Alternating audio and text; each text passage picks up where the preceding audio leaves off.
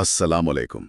आज हम उर्दू कवायद के एक बहुत ही दिलचस्प पहलू पर बात कर रहे हैं, अमरिया जुमले। वालेकुम अस्सलाम जी। ये रोज़मर्रा की गुफ्तगू का एक अहम हिस्सा है। बिल्कुल, हमारे पास एक तहरीरी मवाद भी है इस पर। तो आज का मकसद ये है कि इसकी मदद से समझें कि ये अमरिया जुमले आखिर हैं क्या, कैसे बनते हैं, और इनमें जो आप कह लें हुक्म, दरखास्त या नसीहत वाले माना छुपे होते हैं, उनको कैसे पहचाना जाए। जी हाँ, और ये सिर्फ कोई खुश्क ग्रामर की बहस नहीं होगी, बल्कि ये समझने की कोशिश है कि ज़बान असल में अमली तौर पर कैसे काम करती है। बज़ाहिर तो ये बड़े सीधे साधे लगते हैं, किसी को कुछ करने को कह दिया या मना कर दिया। हाँ, जैसे ये करो, वो मत करो। बिल्कुल, लेकिन इनमें जो बारीकियां हैं ना, वो असल में उर्दू की खूबसूरती भी दिखाती हैं और उसकी पेचीदगी भी। सही कहा। हम दिन में न जाने कितनी बार ये इस्तेमाल करते होंगे। पानी लाओ, ज़रा मेरी बात सुने, ख्याल रखना। तो चलें ज़रा इसको देखते हैं। शुरुआत करते हैं फ़ेले अमर से। मतन में मिसालें हैं ले, पकड़, चलो, उठो। तो अमर मतलब बुनियादी तौर पर हुक्म देना। हाँ, हुक्म तो है, ये तो उसका एक बुनियादी पहलू है, लेकिन मतन कहता है कि तारीफ थोड़ी वसी है। वो कहता है कि अमर वो फेल है जिससे किसी काम का हुक्म दिया जाए या फिर दरख्वास्त और नसीहत भी की जाए। अच्छा, तो सिर्फ हुक्म नहीं। जी नहीं, गुजारिश भी, मशवरा भी सब इसी में आता है। ये फेल जो है ना, जैसे पकड़ या चलो, ये जुमले का मरकज होता है। मतलब जो काम करवाना मकसूद है, वो बताता है। ठीक ठीक। तो फेले अमर में हुक्म, दरखास्त, नसीहत ये सब आ गए। तो फिर अमर ये जुमला क्या हुआ, बस जिसमें ये फेल आ जाए। तकरीबन यही बात है। मतन के मुताबिक जिस जुमले में किसी काम के करने या ना करने का हुक्म दिया जाता है, उसे अमरिया जुमला कहा जाता है। अब यहाँ दो बातें अहम हैं। एक तो ये कि पूरे जुमले का मकसद ही किसी काम का करवाना है या रुकवाना है, अच्छा। और दूसरी बात, ना करने का हुक्म भी शामिल है, जिसे हम नहीं कहते हैं, यानी मना करना। तो अगर मैं कहूँ यहाँ मत बैठो, तो ये भी अमरिया जुमला ही है। समझा। यानी या तो कुछ करने को कहना या कुछ करने से रोकना। अच्छा, अब जरा मिसालें देखते हैं जो मतन में हैं। हम्म पहली है, मैंने तुझ पर जो ज्यादती की है मुझसे उसका बदला ले ले। ओ, ये तो बड़ा सीधा हुक्म लग रहा है, बल्कि काफी सख्त किस्म का। बिल्कुल बिल्कुल। इसमें जो अल्फाज हैं, ज्यादती, बदला ले ले, और जो लहजा बन रहा है, वो उसे एक शदीद किस्म का मुतालबा या चैलेंज बना देता है। यहाँ ले फेले अम्र है, और पूरा जुमला एक खास तरह के, आप कह लें, जज्बाती हुक्म को जाहिर कर रहा है। हम्म, तो ये सिर्फ आम हिदायत नहीं। जी नहीं, ये जज्बाती तौर पर भरी हुई सूरत हाल में भी इस्तेमाल होते हैं। सही। अगली मिसाल है, खूब जोर से पकड़। ये तो सीधा साधा हुक्म है, शायद कोई चीज गिर रही हो। जी, ये एक अमली हिदायत लगती है। पकड़ो, फेले अम्र, और खूब जोर से बता रहा है कि कितनी शिद्दत से पकड़ना है।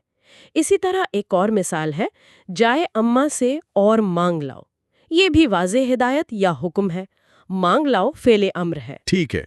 ये दोनों मिसालें दिखाती हैं कि रोजमर्रा के कामों में ये जुमले कितने आम हैं। लेकिन अब मामला थोड़ा दिलचस्प हो रहा है। मतन में एक मिसाल है, मेरा हाथ पकड़कर वहां ले चलो जहां मेहमानों ने खाना खाया था। यहां भी ले चलो फेले अम्र है, लेकिन क्या ये सच में हुक्म है? मुझे तो ये दरखास्त जैसी लग रही है। हाँ, ये बात आपने ठीक कही। बिल्कुल सही पकड़ा आपने। यहीं से वो बारीकी शुरू होती है जिसका हम जिक्र कर रही थीं। कायदे के लिहाज से तो ले चलो अम्र ही है, लेकिन जुमले का पूरा स्याक़ो सिबाक़ कोई अपना हाथ पकड़ाकर ले जाने को कह रहा है, हाँ। तो ये उसे दरख्वास्त बना देता है, इल्तिजा बना देता है। वो अपनी ज़रूरत बता रहा है, हुक्म नहीं दे रहा। और अगली, मुझे माफ कर दो। ये तो साफ साफ दरखास्त है, इसमें तो हुक्म का शायबा तक नहीं। जी हाँ, बिल्कुल। माफ कर दो में कर दो फेले अम्र है, लेकिन इस्तेमाल सिर्फ और सिर्फ दरखास्त या इल्तिजा के लिए ही होता है। ये मिसालें दिखाती हैं कि सिर्फ फेल की शक्ल देखकर जुमले की नीयत का अंदाजा नहीं लगाया जा सकता। मतन भी यही कहता है कि कुछ फेल, जैसे माफ कर दो, वो हैं ही दरखास्त वाले। एक और है, काकी उठो खाना खा लो। यहाँ उठो, खा लो, दोनों अम्र हैं। متن کہتا ہے یہ نرم حکم بھی ہو سکتا ہے، درخواست بھی، یہ کیسے پتہ چلے گا؟ دیکھیں، یہاں پھر وہی بات آ گئی، سیاق و سباق، بولنے والے اور سننے والے کا آپس میں رشتہ کیا ہے، اور بولنے کا انداز یعنی لہجہ۔ اچھا، اگر کوئی بڑا کسی بچے سے کہہ رہا ہے تو شاید نرم حکم ہو، تاکید ہو۔ اگر کوئی میزبان مہمان سے کہہ رہا ہے تو درخواست یا اصرار ہوگا۔ متن بھی اس طرف اشارہ کر رہا ہے کہ اٹھو اور کھا لو جیسے فعل سیاق و سباق کے مطابق معنی بدل سکتے ہیں، جبکہ لے لے یا مانگ لاؤ عام طور پر حکم ہی سمجھے جاتے ہیں۔ یہ لچک ہی تو زبان کو زیادہ آپ کہہ لیں انسانی بناتی ہے۔ اور منفی امر کی مثال بھی ہے، اس کا برا نہ ماننا۔ متن کہتا ہے یہ کسی کام کو نہ کرنے کا حکم ہے، یعنی نہیں، مجھے تو یہ نصیحت زیادہ لگ رہی ہے۔ یہ تینوں چیزیں ہو سکتی ہیں۔ برا نہ ماننا میں نہ ماننا منفی امر ہے۔ یہ نرم حکم بھی ہو سکتا ہے، جیسے کوئی غلط فہمی دور کر رہا ہو۔ نصیحت بھی ہو سکتی ہے، جیسے صبر کی تلقین، اور درخواست بھی، جیسے کوئی اپنی بات پر معذرت کر رہا ہو۔ واہ! یہ مثال اس لیے اہم ہے کہ یہ دکھاتی ہے کہ امر یا جملے صرف کچھ کرنے کو نہیں کہتے، بلکہ کچھ کرنے سے روکنے کے لیے بھی استعمال ہوتے ہوں، اور ان میں بھی وہی حکم، درخواست، نصیحت والی باریکیاں موجود ہیں۔ تو یہ تو واضح ہو گیا کہ امر یہ جملوں کی دنیا صرف حکم تک نہیں ہے، درخواست، نصیحت، التجا، منع کرنا، بہت کچھ ہے اس میں۔ اچھا، وہ جو مشق دی ہے آگے متن میں، اس کو دیکھیں ذرا۔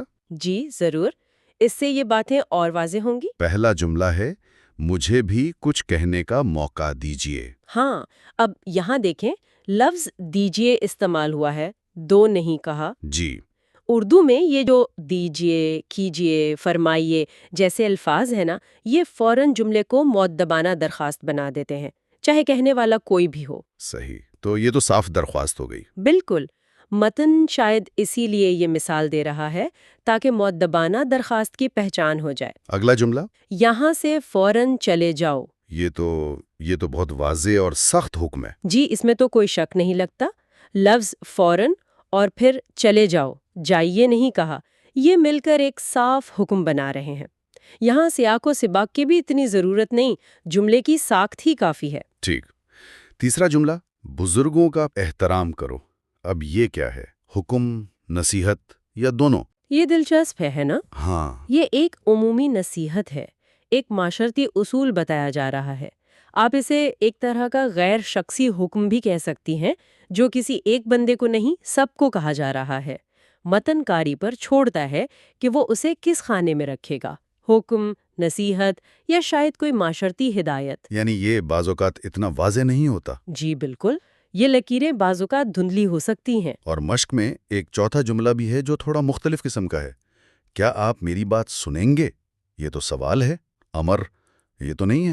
ہاں، یہ بڑی آپ کہیں ہوشیاری سے شامل کیا گیا ہے۔ کیوں؟ دیکھیں، بظاہر یہ سوال ہے، لیکن اس کا اصل مقصد کیا ہے؟ ایک بہت ہی مؤدبانہ درخواست کرنا۔ یہ براہ راست میری بات سنو یا میری بات سنیے کہنے سے بھی زیادہ نرم انداز ہے۔ اچھا، تو قواعد کے لحاظ سے یہ امر، یہ جملہ نہیں ہے، کیونکہ فعل سنیں گے سوالیہ ہے، امر کا صیغہ نہیں۔ لیکن متن اسے شاید اس لیے لایا ہے تاکہ یہ نقطہ سمجھایا جائے کہ درخواست کرنے کے اور بھی طریقے ہیں، اور کبھی کبھی سوال پوچھنا بھی امر یا جملے جیسا ہی کام کرتا ہے۔ واہ، یہ تو زبان کا عملی استعمال ہو گیا۔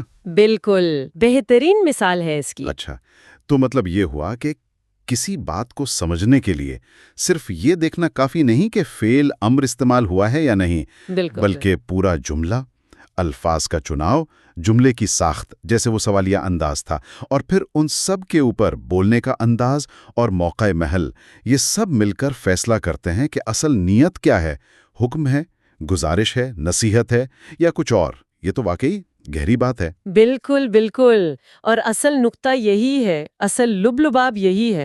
اردو زبان میں اور شاید زیادہ تر زبانوں میں معنی صرف لفظوں میں قید نہیں ہوتے، وہ ان کے استعمال کے انداز میں، سیاق و سباق میں، بولنے والے اور سننے والے کے بیچ جو تعلق ہے اس میں پوشیدہ ہوتے ہیں۔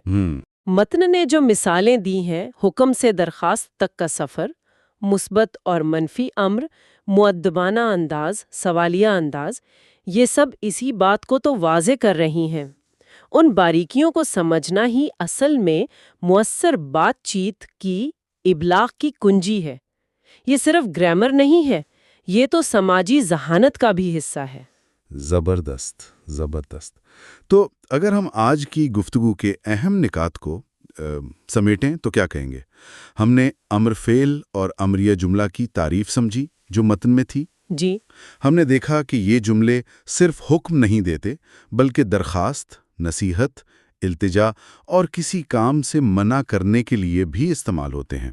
اور سب سے اہم بات، مثالوں اور مشق سے یہ جانا کہ جملے کی اصل نیت سمجھنے کے لیے صرف قواعد کافی نہیں، بلکہ الفاظ کا چناؤ، لہجہ اور سیاق و سباق، ان سب کو سمجھنا بہت ضروری ہے۔ بالکل درست کہا آپ نے۔ یاد رکھنے والی کلی بات یہ ہے کہ امر یہ جملے زبان کا ایک اب کہہ لیں متحرک حصہ ہیں۔